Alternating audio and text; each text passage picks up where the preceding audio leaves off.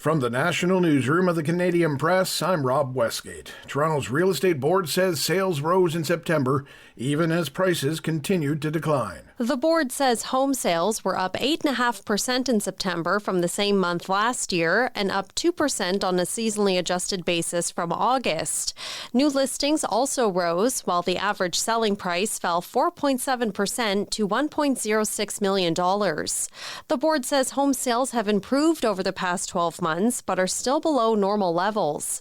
It also says further Bank of Canada interest rate cuts will likely prompt higher sales activity as mortgage payments move more in line with buyers' average incomes. Michelle Zadikian, The Canadian Press, Toronto.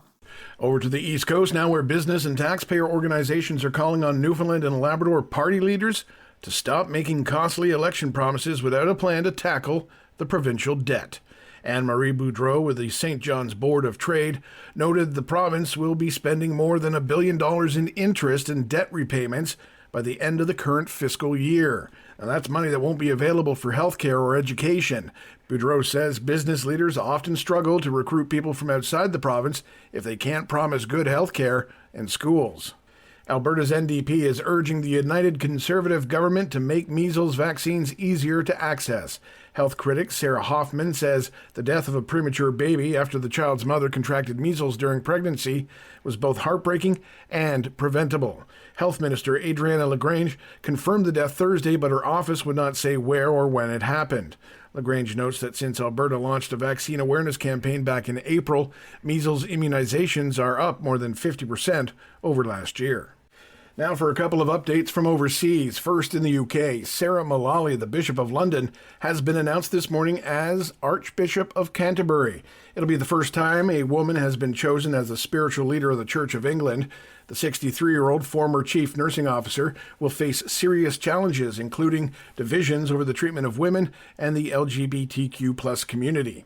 Meanwhile, Luxembourg has crowned a new Grand Duke this morning in a traditional ceremony attended by royals and European heads of state. Grand Duke Guillaume, who is 43, will be taking over from his 70-year-old father Henri, who had served for 25 years in the largely symbolic role. And finally, Taylor Swift has released her 12th studio album, The Life of a Showgirl. Now, fans in Kansas City, Missouri gathered at a local bar last night to celebrate the new album, including Tara Pickerel. We came to listen to some music, and then we're going to go home and listen to the new album because I have to be in my own space to listen to it. I need my own little bubble. The album's themes explore fame, perception, love, and Travis Kelce's podcast with witty lyrics and catchy hooks. This is the Canadian Press.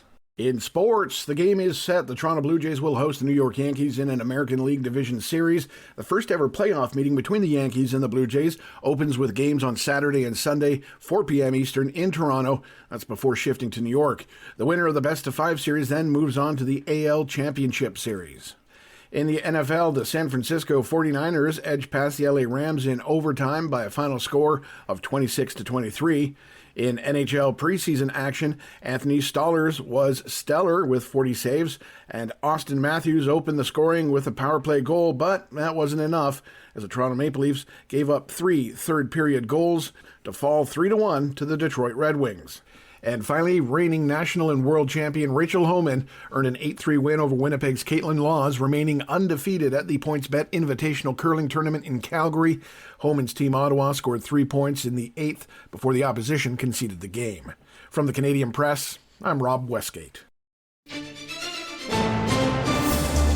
Thanks for listening. Don't forget to follow and subscribe. For more of today's top stories, visit thecanadianpressnews.ca.